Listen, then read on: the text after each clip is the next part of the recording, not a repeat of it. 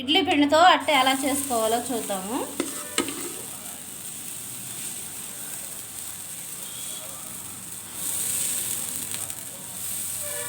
ఇడ్లీ పిండి వేసాను, అట్టే ఎలా చేసుకోవాలో చూద్దాము.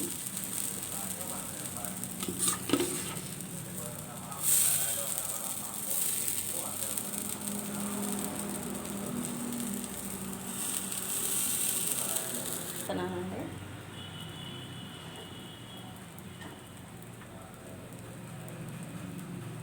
ఆనియన్స్ కూడా వేస్తాను.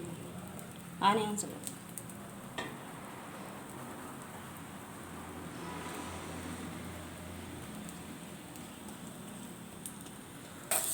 తిరగేస్తున్నానండి. ఉల్లిపాయ ఇడ్లీ పిండితో అట్టండి, బాగుంటుంది, చేసుకోండి మీరు కూడా. ట్రై చేస్తున్నాము, చూసారుగా. ఉల్లిపాయను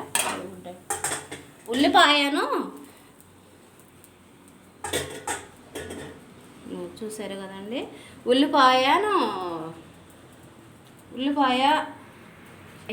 ఉల్లిపాయ ఇడ్లీ పిండితో అట్టు చూడండి. అందరు చేసుకోండి, లైక్ కొట్టండి, సబ్స్క్రైబ్ చేయండి.